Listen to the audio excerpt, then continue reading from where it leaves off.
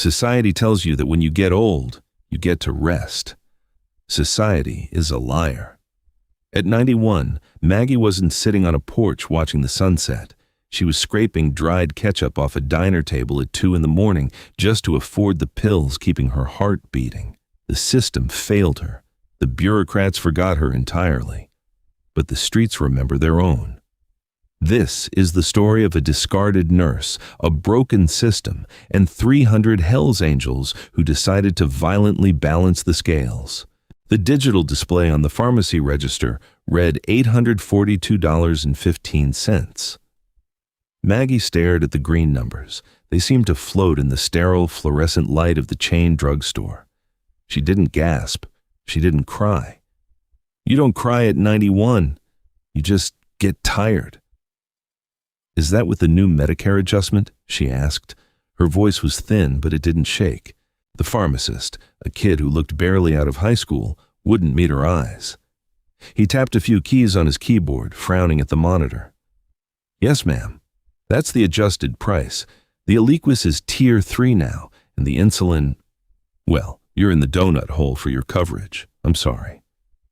I'm sorry. It was the anthem of the modern world. Everyone was sorry, and nobody was helping. Maggie reached into her worn leather purse. Her knuckles were swollen, the joints thick and knotted from decades of gripping steering wheels, wringing out mops and pushing wheelchairs. She pulled out a faded checkbook and a stack of $20 bills held together by a rubber band. She counted the money out onto the counter, her movements slow, deliberate. She was 91 years old.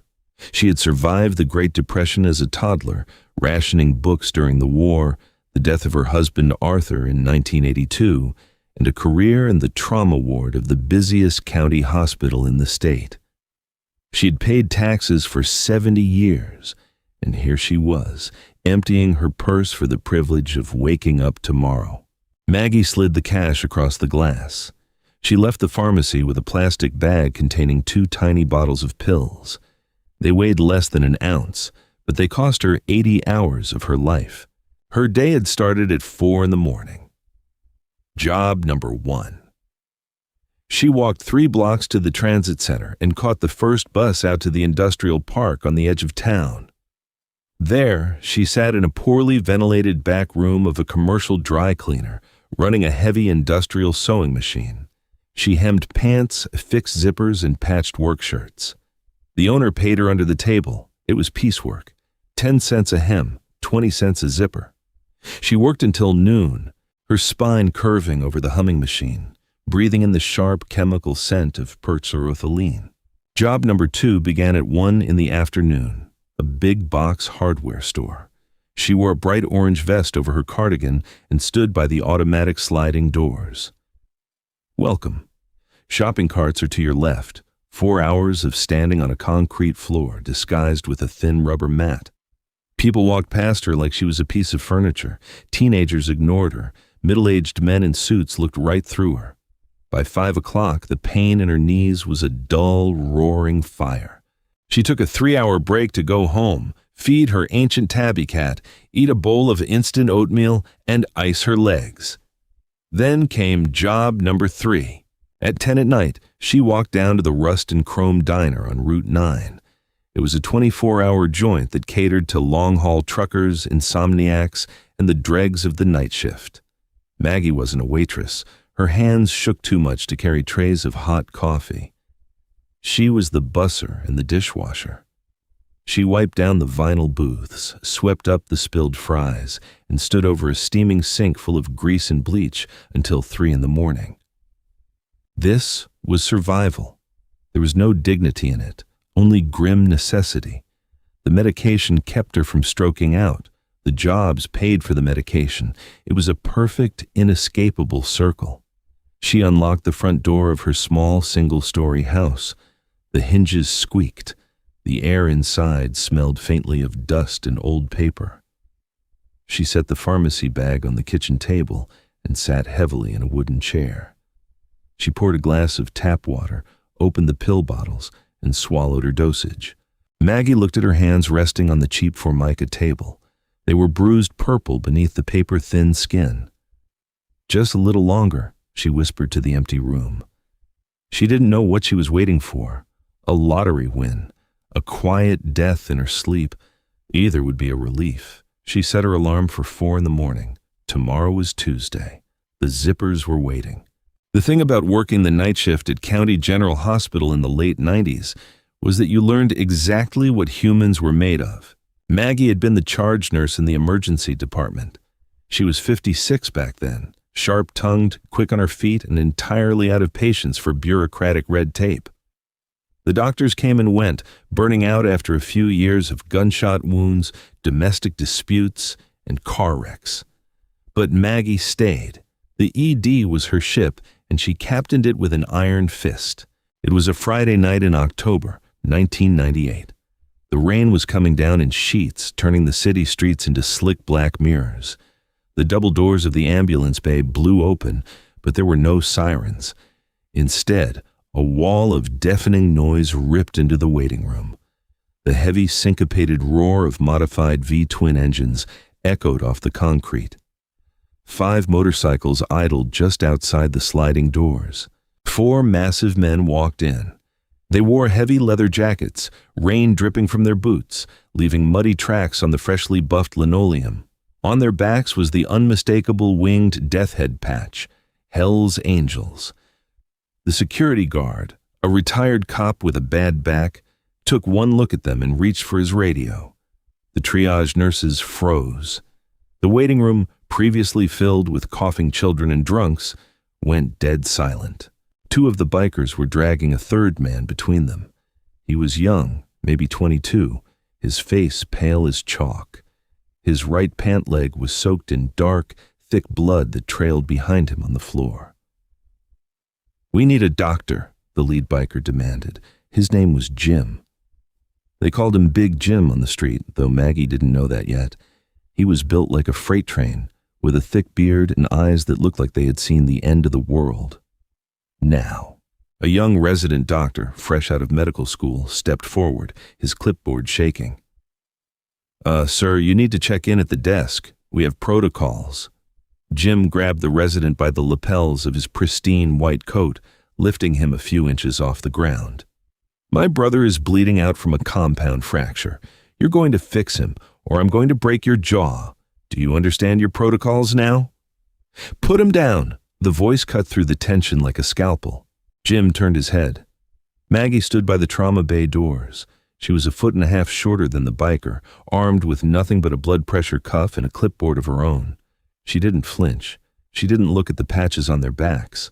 She looked at the blood on the floor. "Put my doctor down," Maggie said, her tone flat, bored even. "If you break his jaw, he can't set your boy's leg. Bring him in here. Bay 4. Now. Move." Jim stared at her for a second. The rage in his eyes flickered, replaced by a begrudging respect. He dropped the doctor and helped carry the bleeding man into Trauma Bay 4. Maggie went to work.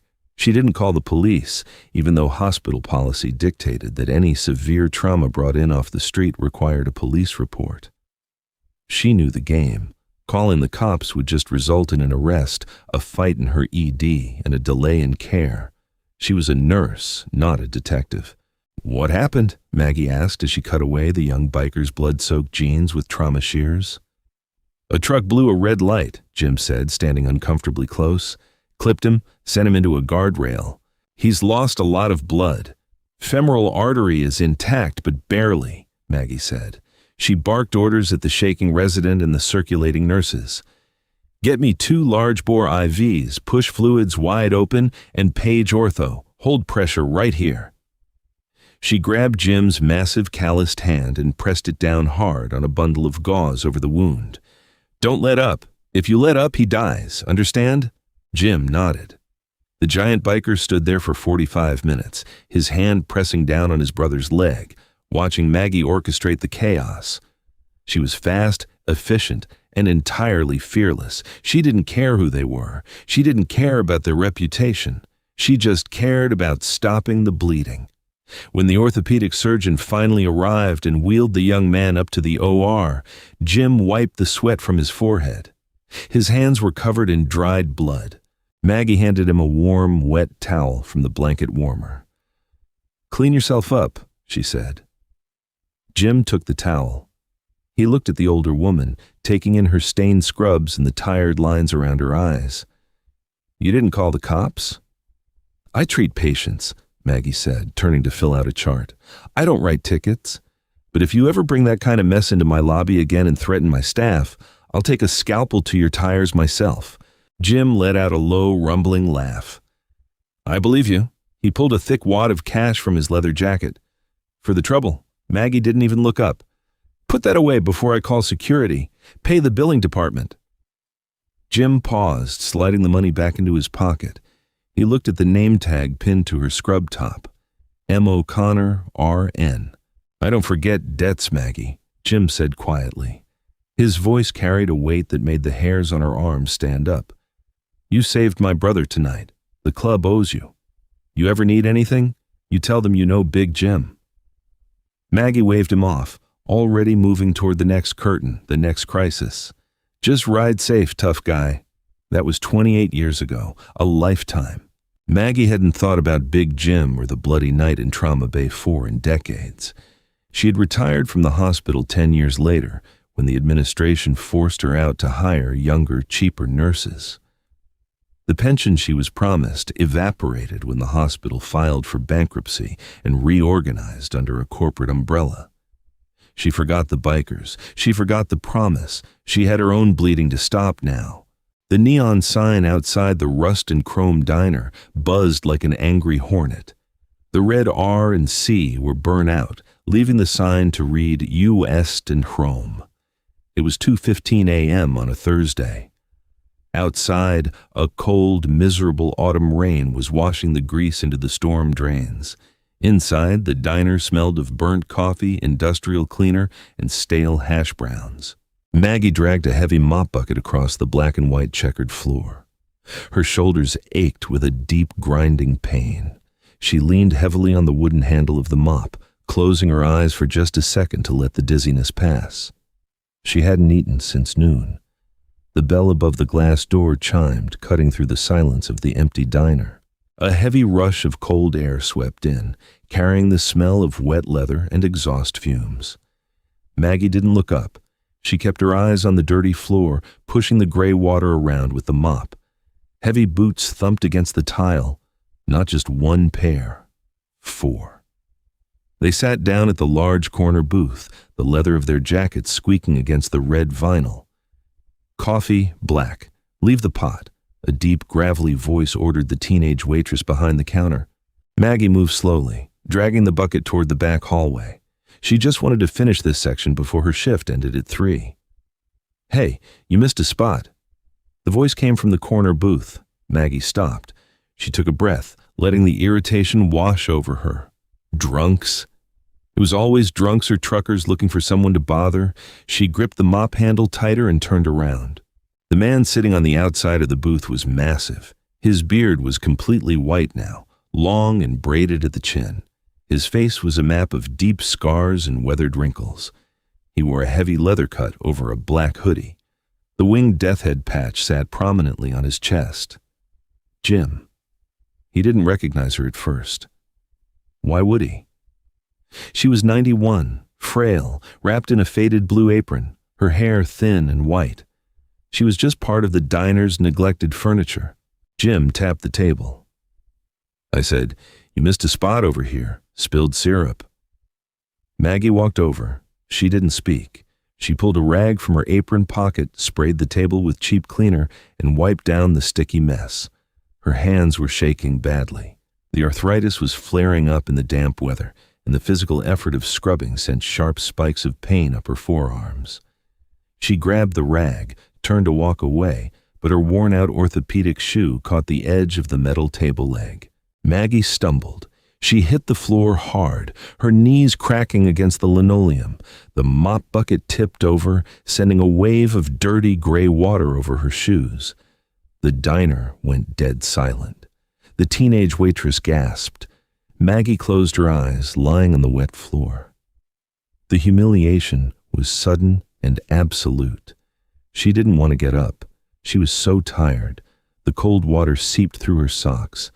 It would be so easy to just stay down. A massive shadow fell over her. Two giant hands clad in fingerless leather gloves gripped her under the arms. Jim hauled her up off the floor effortlessly, setting her back on her feet as if she weighed no more than a child. "You all right, ma'am?" Jim asked. His voice had lost its gruff edge. Maggie yanked her arms away, pride flaring up through the exhaustion. "I'm fine. Don't touch me." She bent down, wincing openly, and started to right the bucket. Jim squatted down next to her. He picked up the wet rag she had dropped. He looked at her hands. He saw the purple bruising, the knotted joints. Then he looked at her face. He stared at the sharp line of her jaw, the pale blue eyes that still held a fierce, unyielding fire. Jim froze. The rag slipped from his fingers. He leaned in, his voice dropping to a whisper. "County General, Bay 4, 1998. Maggie paused. She looked at the giant man squatting in the dirty mop water. The beard was white, the face older, but the eyes were the same. The eyes of the man who had stood for 45 minutes holding his brother's artery together. "You've gotten old, biker," Maggie rasped, her breathing shallow. Jim stood up slowly. The other three bikers in the booth stopped talking, sensing the shift in the air. "Maggie," Jim breathed. He looked around the diner. He looked at the mop. He looked at her wet, cheap shoes. "What the hell are you doing here?" "My job," she snapped, grabbing the mop handle. "Now move! I have to clean this up before the manager clocks me out." Jim put a hand on the mop handle, stopping her.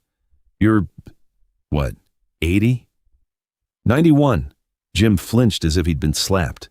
"You should be retired. You were the best damn nurse in that city. You had a pension." Maggie let out a bitter, dry laugh. "Pensions disappeared, Jim, just like companies do, just like people do."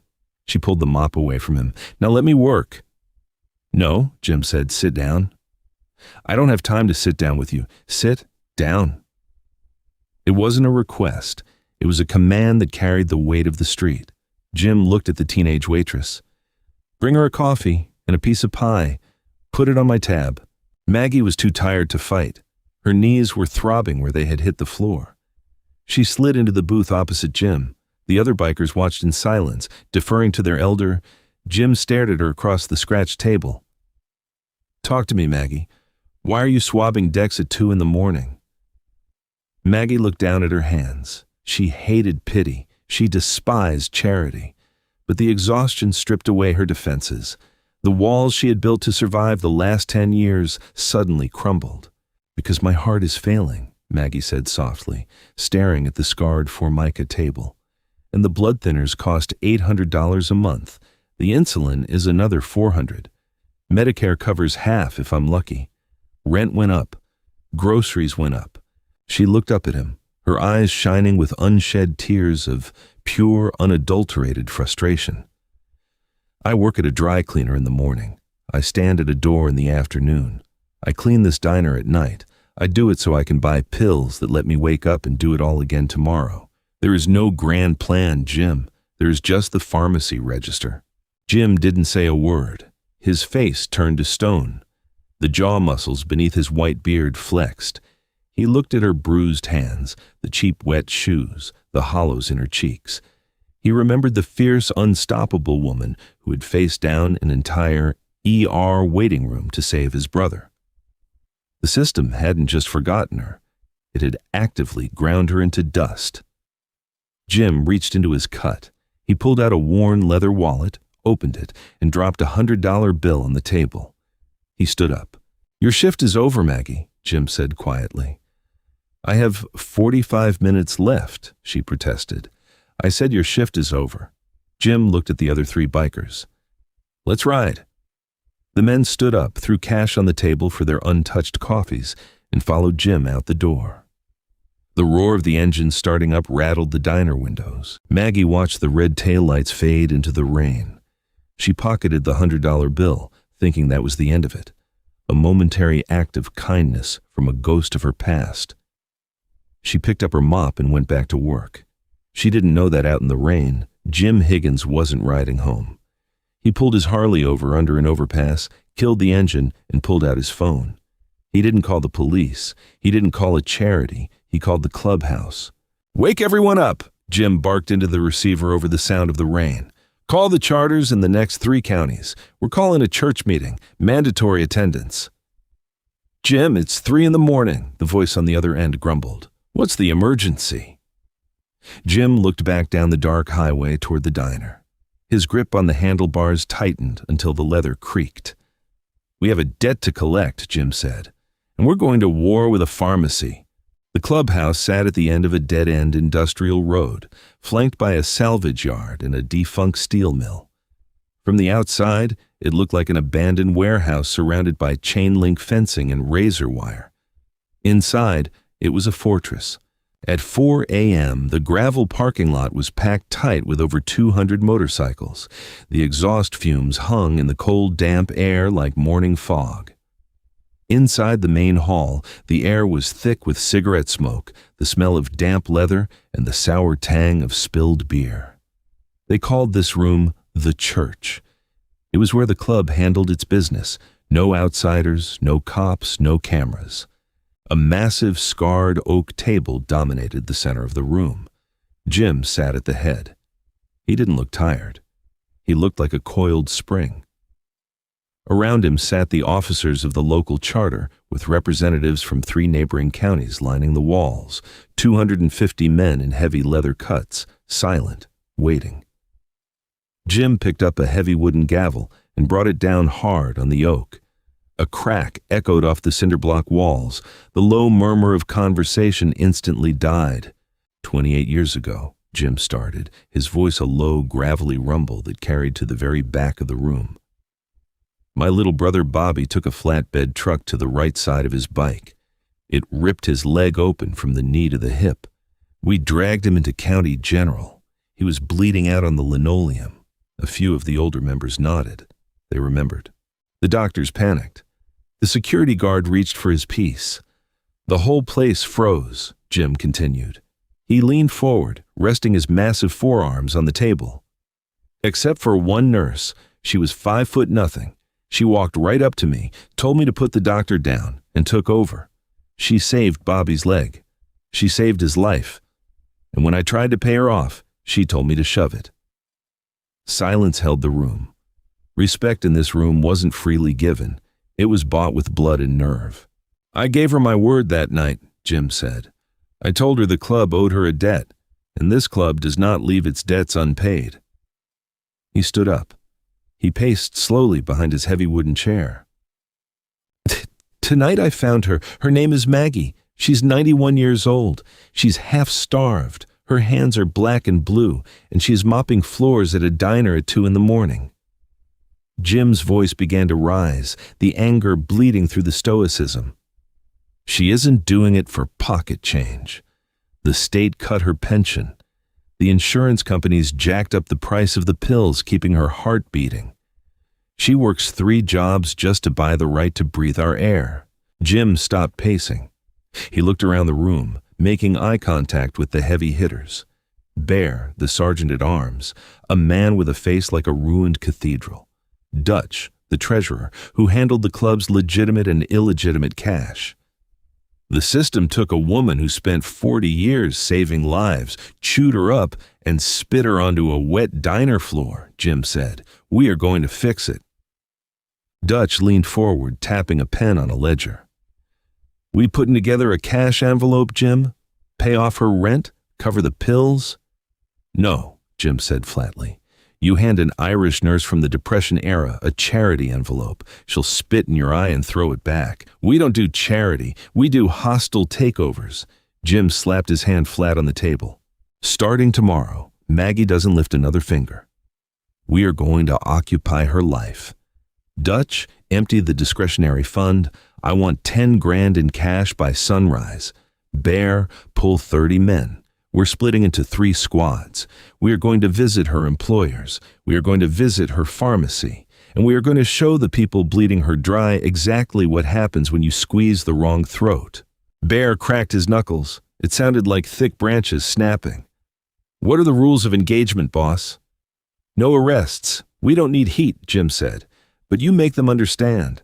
We are the new union, and our union dues are steep." Jim picked up the gavel. "Maggie paid her dues to this world. She's done.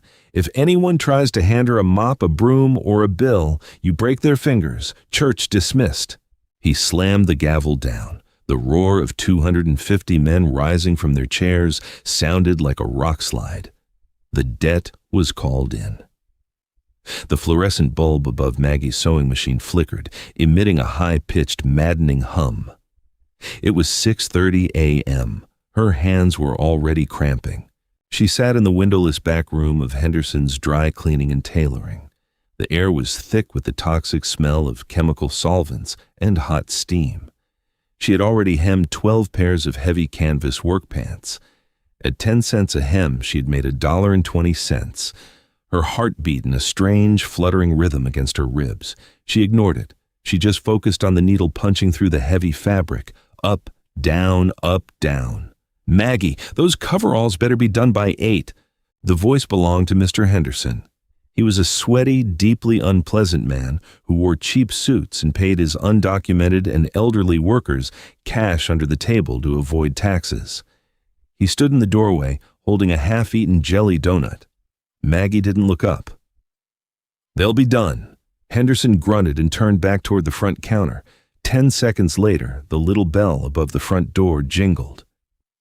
"We don't open until 7, Henderson barked. "We aren't here for laundry." Maggie paused. Her foot let off the sewing machine pedal. The needle stopped. She knew that voice. She pushed her chair back, her knees popping loudly in the quiet room, and walked slowly to the doorway connecting the back room to the front counter. 6 massive men in heavy leather cuts filled the small, cramped lobby. They dwarfed the front counter. They made the room look terrifyingly small. Jim stood in the center. Beside him was Bear, whose massive frame practically blocked out the morning sun shining through the glass door. Henderson took a step back, the jelly donut slipping from his fingers to hit the linoleum floor.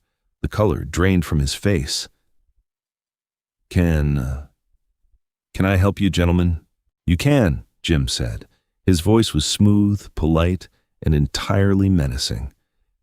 "We're here representing the interests of your seamstress, Maggie." Henderson swallowed hard. His eyes darted to the death head patches on their chests. She isn't in any trouble, is she?"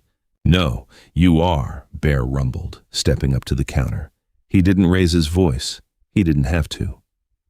"We've been reviewing her compensation. 10 cents a hem, cash under the table, no breaks. Heavy chemical exposure without proper ventilation. OSHA would have a field day. The IRS would probably take your house." "She's an independent contractor," Henderson stammered, his voice cracking. Bear reached across the counter. He didn't punch the man. He just grabbed the lapels of Henderson's cheap suit and pulled him forward until his chest was pressed hard against the cash register. "Maggie is retiring," Bear whispered, leaning in so close Henderson could smell the stale coffee and tobacco on his breath. "Effective immediately, but we did some math on the back pay you owe her for minimum wage violations over the last 3 years. It comes out to about $4,000. "I don't have $4,000 in the register," Henderson choked out. "Good thing there's an ATM at the gas station across the street," Jim said, checking his heavy steel wristwatch. "You have 5 minutes." Bear let the man go. Henderson scrambled out from behind the counter and bolted out the front door, slipping wildly on the wet pavement. Maggie stood in the doorway. She gripped the doorframe, her knuckles white. She was furious, embarrassed, and exhausted all at once. What are you doing?" she demanded, her voice shaking with rage. "You just cost me my job. I need this money, Jim. I told you last night." Jim walked past the counter. He stopped in front of her, looking down at her trembling frame. "Your shift is over, Maggie. I told you that last night, too." "You don't get to decide that," she snapped, poking a crooked finger into his heavy leather chest. "You don't know my life. You don't know my bills." "I know enough," Jim said gently. He didn't back away from her finger. "Go get your coat." "I'm not leaving." Bear stepped into the back room. He looked at the heavy industrial sewing machine. He reached down, grabbed the power cord, and ripped it cleanly out of the wall, taking a chunk of drywall with it. He picked up the 100-pound iron machine like it was a toaster and dropped it straight into a heavy canvas laundry cart. "Machine's broken," Bear said deadpan. Maggie stared at the cart. The fight slowly drained out of her. She was just too tired to yell anymore. She walked to the coat rack, pulled down her faded wool cardigan, and put it on. When they walked outside, Henderson was standing by a motorcycle, trembling, holding a thick stack of $20 bills. He handed it to Bear, refusing to make eye contact. Bear counted it, nodded, and handed the stack to Maggie. "Severance," Bear said. Maggie looked at the cash in her hands. It was more money than she had seen in one place in a decade. Before she could process it, Jim opened the passenger door of a black heavy-duty pickup truck idling at the curb. "Get in," Jim said. "We have a shift at the hardware store to cover." Maggie sat in the passenger seat, the heat blasting over her freezing, aching legs. She watched as a convoy of 40 motorcycles fell in line behind the truck. At 1 p.m., the manager of the Home Depot-style hardware store walked out of his office to check the front doors. He stopped dead in his tracks. Maggie wasn't standing on the rubber mat. Instead, she was sitting in a padded folding camping chair that someone had set up right inside the sliding doors. In her lap was a fresh cup of hot tea. Flanking the doors were 4 Hell's Angels. They were wearing bright orange store vests stretched tightly over their leather cuts. A terrified middle-aged woman walked through the sliding doors. Bear, wearing an orange vest that looked like a bib on his massive chest, smiled a terrifying, scarred smile. "Welcome to the store, ma'am. Plumbing's in aisle 4. Have a deeply pleasant day." The manager marched over, his face flushed red. "What's the meaning of this? Maggie, you can't sit on the job, and who are these men?" Jim stepped out from the aisle, holding a box of nails. He towered over the manager. "We're her temps," Jim said smoothly. "Maggie's knees are shot. From now on, she sits. We stand. She collects the paycheck. If you have a problem with human resources, we can take a walk out to the parking lot and file a grievance." The manager looked out the glass doors. 30 heavily armed, leather-clad bikers were leaning against their motorcycles in the fire lane, smoking cigarettes and staring directly at him. The manager swallowed. Carry on. Make sure she takes her 15-minute break." Maggie sat in the chair. The hot tea warmed her hands. She watched these violent, terrifying men politely direct suburban dads to the power tools. For the first time in 10 years, she leaned back against a chair, closed her eyes, and let the pain in her spine slowly fade. She wasn't invisible anymore. She had an army, and they were just getting started. 10 o'clock at night rolled around. The rain had stopped, leaving the asphalt slick and reflecting the harsh yellow streetlights. The rust and chrome diner was usually gearing up for the midnight rush. The graveyard shift manager, a balding man named Craig, who treated his staff like indentured servants, was in the back office counting out the register till. He heard the rumble before he saw them. It vibrated through the cheap wood paneling of the office walls. It sounded like a low-flying cargo plane. Craig opened the office door and froze. The diner was packed, but not with truckers. Every single red vinyl booth, every chrome stool at the counter was occupied by a massive man in heavy leather.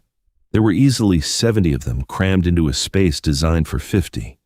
The parking lot outside was a sea of chrome and custom paint jobs. Maggie sat in the absolute center booth. She was out of her uniform. She wore her thick wool sweater, looking remarkably small, surrounded by a wall of scarred, bearded giants. Jim sat across from her. Bear stood by the jukebox, feeding it quarters. A heavy bass line from an old blues track thumped through the cheap speakers. "Where's my busser?" Craig demanded, trying to find his voice. He locked eyes with Maggie. "Maggie, you're 10 minutes late. Get your apron on. A booth spilled a milkshake in section 3. Nobody moved. The diner went dead silent.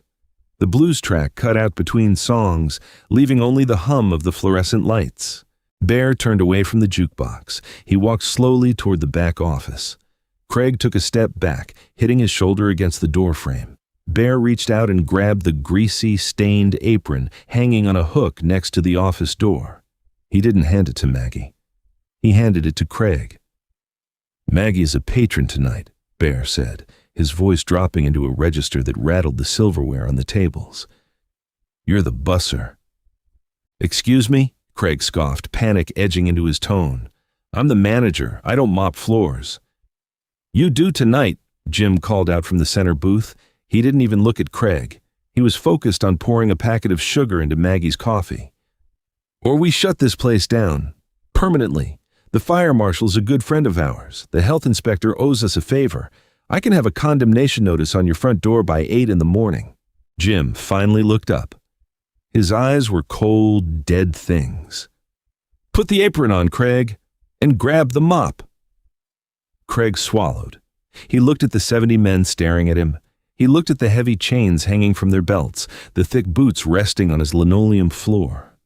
Trembling, he slipped the apron over his head. "Good," Jim said. "Now, we have a large order." For the next 2 hours, the Rust and Chrome Diner experienced the most terrifying, efficient service in its history. The bikers ordered steaks, eggs, burgers, and gallons of black coffee.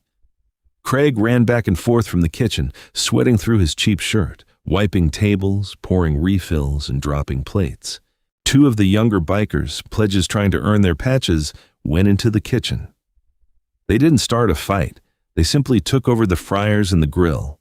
They cooked with terrifying precision, flipping burgers with tattooed hands, politely telling the terrified line cook to take a break.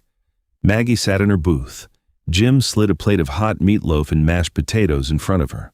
Real food, not oatmeal, not a stale donut from the dry cleaners. "Eat," Jim ordered gently. Maggie picked up her fork. Her hands were still bruised, still knotted with arthritis, but the shaking had stopped. The deep, agonizing ache in her lower back had dulled into a manageable throb. She watched Craig, the man who had yelled at her for resting her eyes for 5 minutes, desperately mopping up a spilled coffee under the watchful gaze of a biker named Hatchet. "You can't do this every night, Jim," Maggie said softly, cutting into the meatloaf. "You have your own lives, your own business. Tomorrow you'll be gone, and I'll still have bills." Jim leaned back against the red vinyl. He took a slow sip of his black coffee. "You're right. We can't do this every night. That's why we're fixing the root of the problem. Tonight was just about respect. Showing these people you aren't a piece of cheap machinery they can run until it breaks."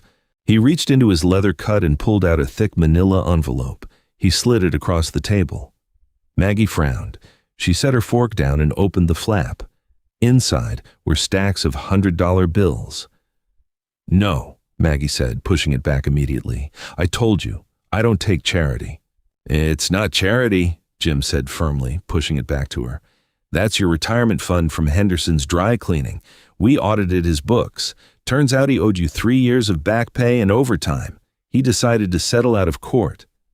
Maggie looked at the money. It was thick, heavy. "Jim, don't argue with me, woman. You saved my brother's leg. Let me save yours," Jim said. "Besides, we have one more stop tomorrow. The diner and the dry cleaner were just warm-ups. Tomorrow, we go to war." Maggie looked at the giant man. "War with who?" Jim smiled. It wasn't a nice smile. It was a baring of teeth. "The pharmacy." The chain drugstore smelled intensely of fake lavender, cheap cardboard, and rubbing alcohol. It was 9 a.m. on a Friday. The line for the pharmacy counter was already 5 people deep. The young pharmacist from 2 days ago, the kid who wouldn't meet Maggie's eyes, was frantically typing on his keyboard, looking stressed and overworked. The automatic sliding doors at the front of the store parted. They didn't walk in like a mob. They walked in like a military unit. 10 men. Jim took the point. Bear and Dutch flanked him. They wore their heavy cuts over black hoodies. The jingling of heavy boot chains against the pristine white floor tiles sounded like warning bells. The store manager, a man in a blue polo shirt holding a pricing gun, froze in the cosmetics aisle. Shoppers stopped their carts. A mother pulled her child close against her leg. Jim ignored all of them. He walked straight past the greeting card aisle, straight past the seasonal candy, and stopped right at the pharmacy drop-off window. The 5 people in line took one look at the men and wordlessly scattered, abandoning their spots. The young pharmacist looked up. His eyes went wide behind his wire-rimmed glasses. Jim didn't yell. He placed his massive calloused hands flat on the counter. "You remember my friend?" Jim asked, his voice low, carrying perfectly over the plastic barrier. Maggie stepped forward from behind Jim. She looked at the kid. She felt a twinge of pity for him. He was just a cog in the machine, just like she was. But the machine had to be broken. "Yes," the pharmacist stammered. "Mrs. O'Connor, I told her the other day. The Alicus is Tier 3. I don't control the prices." "I know you don't, son," Jim said. "I know corporate sets the prices. I know the insurance companies rig the game.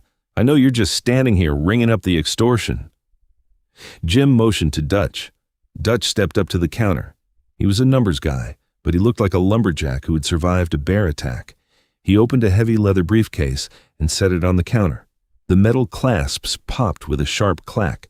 He turned the briefcase around so the pharmacist could see inside. It was packed tight with banded stacks of $20 and $100 bills. "Here's what's going to happen," Dutch said, his voice clipped and professional. "You are going to pull up Mrs. O'Connor's profile. You're going to apply every single manufacturer discount code, every pharmacy coupon, and every obscure rebate program your corporate overlords keep hidden from the public. You're going to bypass the Medicare donut hole." I can't just bypass." Bear leaned his heavy forearms on the counter, his face inches from the plastic barrier. "You're going to find a way. You're going to override the system. You're going to pre-authorize her prescriptions." Dutch pulled out a stack of hundreds. "We are putting a credit on her account, 5 years' worth of medication paid in full today." The store manager finally found his courage. He jogged over, his blue polo shirt practically vibrating with nervous energy. "Excuse me, you can't just bully my staff, and we don't take bulk cash like that for prepayments. We have policies." Jim slowly turned his head to look at the manager. The entire group of bikers shifted, their heavy boots squeaking against the tile. The air in the pharmacy grew instantly suffocating. "Policies," Jim repeated. The word sounded like a curse in his mouth. He took a single step toward the manager. The man shrunk back, hitting a display of cold medicine. "Let me explain my policy to you. This woman spent 40 years pulling people out of car wrecks and fixing bullet holes in this city. Now she's eating instant oatmeal and working graveyard shifts to pay you $800 a month for blood thinners." Jim reached out and grabbed the manager's blue polo shirt by the collar, pulling him in close. "If she misses a dose, she dies," Jim whispered. "And if she dies because of your prices, I am going to hold you personally responsible. Not your corporate office in Delaware, you. I will park 50 bikes in your driveway. I will follow you to your kids' soccer games. I will become the most significant problem in your life." He let go of the shirt and patted the manager firmly on the cheek. "Take the cash," Jim said, returning to the counter. "Process the credit and give her the pills." The store manager nodded furiously at the pharmacist. "Do it. Just do it." The young kid's fingers flew across the keyboard. He applied codes. He overrode the system. He took a massive stack of cash from Dutch, running it through the counterfeit detector machine with trembling hands. 10 minutes later, he slid a white paper bag across the counter. It was heavy. 3 months' supply of insulin, 3 months of Eliquis. "Her account it's credited," the pharmacist said, his voice shaking. "She won't have to pay a dime out of pocket for the next 5 years. It's all in the system." Maggie stared at the white paper bag. For the first time in 10 years, the crushing, suffocating weight sitting on her chest lifted. It was gone.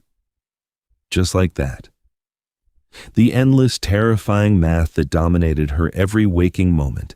10 cents a hem, 4 hours of standing, 2 bottles of pills. evaporated. She reached out and picked up the bag. It felt lighter than air. Jim put a heavy hand on her shoulder. "We good here?" Maggie looked at the receipt stapled to the bag. At the bottom, the balance read, $0. Tears, hot and fast, finally broke through her defenses. They spilled over her wrinkled cheeks, dripping onto her faded cardigan. She didn't sob. She just let the relief wash over her in a silent wave. She gripped the paper bag tightly against her chest. "Yeah," Maggie whispered, her voice thick. "We're good." Jim nodded. He turned to the store manager. "If that system glitches, or if you ever try to charge her a copay again, we'll be back." The bikers turned and walked out of the store. The heavy glass doors slid shut behind them. Maggie walked out into the morning sun. The air was crisp. The sky was a hard, clear blue. The 40 motorcycles parked in the fire lane idled loudly, a symphony of heavy metal and exhaust. She looked at Jim, Bear, and Dutch. They were violent men. They lived by a code that the rest of society found abhorrent, but they had done what the government, the hospital, and the insurance companies refused to do. They had given her her life back. "Come on, Maggie," Jim said, opening the door to his truck. "Let's get you home. You've got some sleeping to do." Retirement is a heavy thing when your entire life has been defined by motion. For the first week, Maggie woke up at 3:45 a.m. Her internal clock, trained by decades of brutal survival, refused to acknowledge the sudden absence of panic. She would sit in the dark at her small kitchen table, listening to the hum of the refrigerator, her hands resting on the formica. There were no zippers to sew, no heavy glass doors to stand beside, no linoleum floors to mop. The silence of the house was deafening. It felt like a trap. Society trains the working class to believe that if they aren't bleeding for a paycheck, they are useless. Maggie felt the weight of that uselessness pressing down on her chest. Then, on a Tuesday morning, the silence was shattered. The low, guttural idle of a V-twin engine rumbled through her single-pane windows. Maggie peered through the faded floral curtains. Bear, the giant sergeant-at-arms with a face mapped in scars, was kicking the kickstand down on his Harley in her cracked driveway. He didn't knock. He just walked up the porch steps carrying 2 heavy brown paper grocery bags. He pushed the front door open with his shoulder.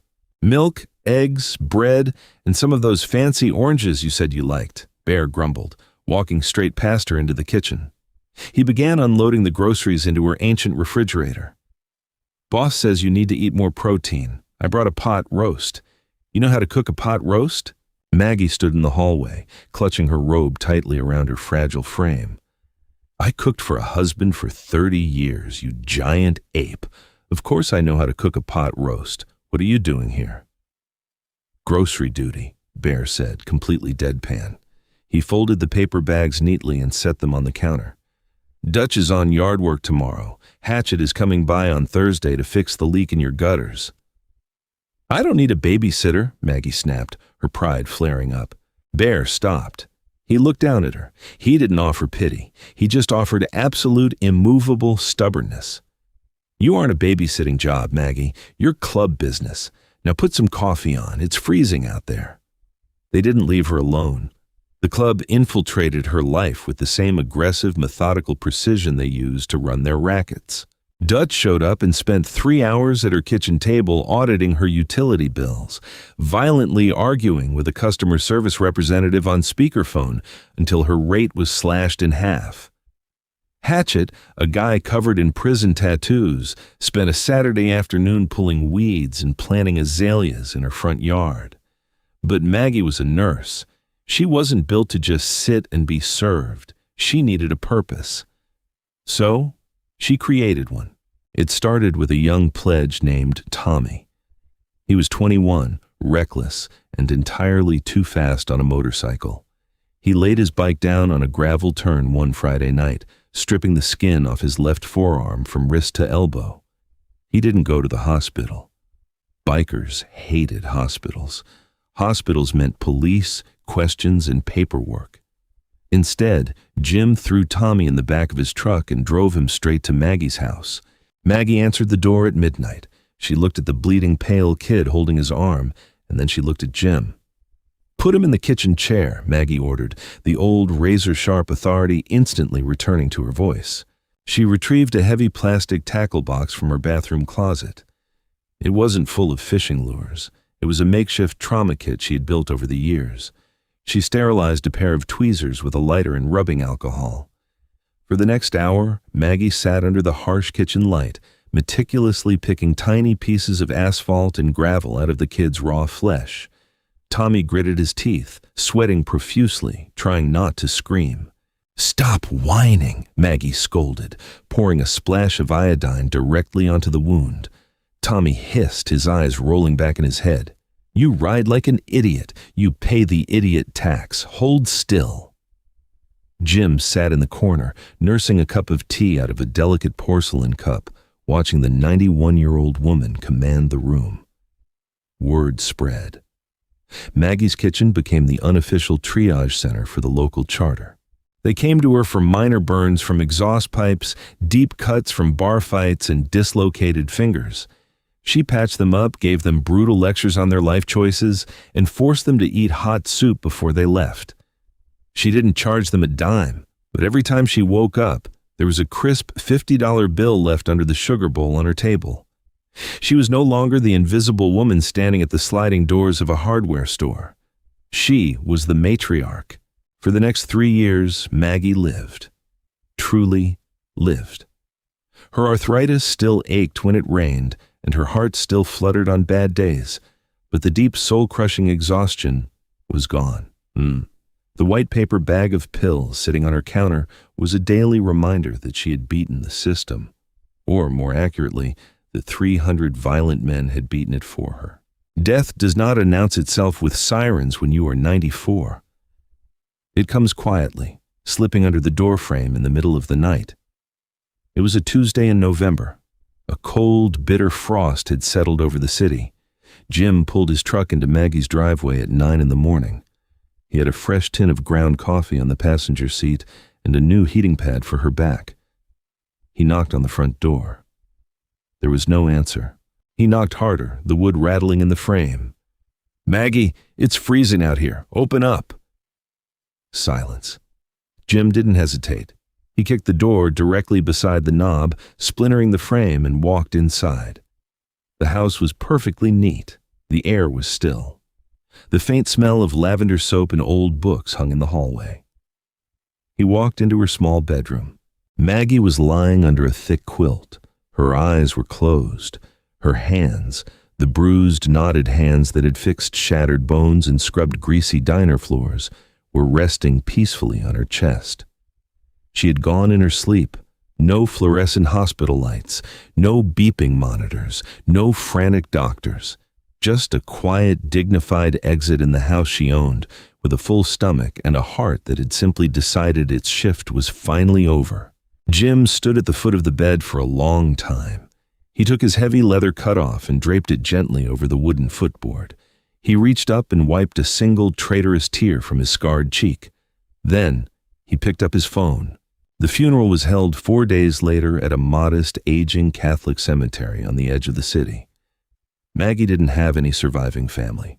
Her husband was dead. She had no children. By all societal metrics, it should have been an empty, forgotten affair. A quick prayer by a bored priest and dirt tossed into a hole. The funeral director, a nervous man named Arthur, stood by the open grave checking his watch. He had expected maybe 3 or 4 people. At exactly noon, the ground began to vibrate. It wasn't a rumble. It was an earthquake. The sound of 300 heavy motorcycles approaching at a slow, unified crawl tore through the quiet cemetery. Arthur watched in absolute terror as a massive wall of chrome, black leather, and denim rolled through the iron gates. They parked in perfect militant rows along the narrow asphalt paths, completely blocking the cemetery exits. 300 men stepped off their bikes. They walked across the damp grass in silence. The heavy jingling of boot chains and the rustle of leather were the only sounds. They surrounded the grave, a massive, intimidating circle of scarred, tattooed giants standing shoulder to shoulder. The local police had set up cruisers at the cemetery entrance, terrified of a gang war, but they didn't dare intervene. They just watched. Jim, Bear, Dutch, and Hatchet stepped forward. They didn't let the cemetery workers carry the plain wooden casket. The four bikers lifted it from the back of the hearse, carrying it with a gentle reverence that defied their violent nature. They set her down over the open earth. The priest, trembling so badly he could barely hold his Bible, quickly read a passage, his eyes darting nervously to the winged death head patches surrounding him. When he finished, Jim stepped up to the head of the grave. He looked down at the polished wood. He didn't give a long speech. Men like Jim didn't use words when actions spoke louder. "This world tried to throw you away," Jim said, his gravelly voice carrying across the silent crowd. "They took your money. They took your dignity. They tried to make you invisible." He reached into his pocket and pulled out a small, tarnished piece of metal. It was a silver nursing pin, the one she had worn on her lapel the night she saved his brother's life 28 years ago. He had found it in her jewelry box. Jim knelt in the wet grass. He pressed the silver pin firmly into the wood of the casket. "But we saw you, Maggie," Jim whispered fiercely. "We saw you." He stood up and looked around the circle. 300 men, hardened criminals, outlaws, and rejects of society, stood in absolute silence, heads bowed in respect for a 94-year-old woman who had scrubbed floors so she could afford to breathe. Jim raised his right fist into the air. 300 right fists shot up in unison, a silent, defiant salute to the matriarch of the rust and chrome. The system had failed her. The bureaucrats had forgotten her. But as the dirt finally fell onto the wooden casket, sealing her in the earth, the truth remained absolute. The streets remember their own. And debts in this family were always paid in full. When society looks away from the vulnerable, it sometimes takes the outlaws to force its eyes open.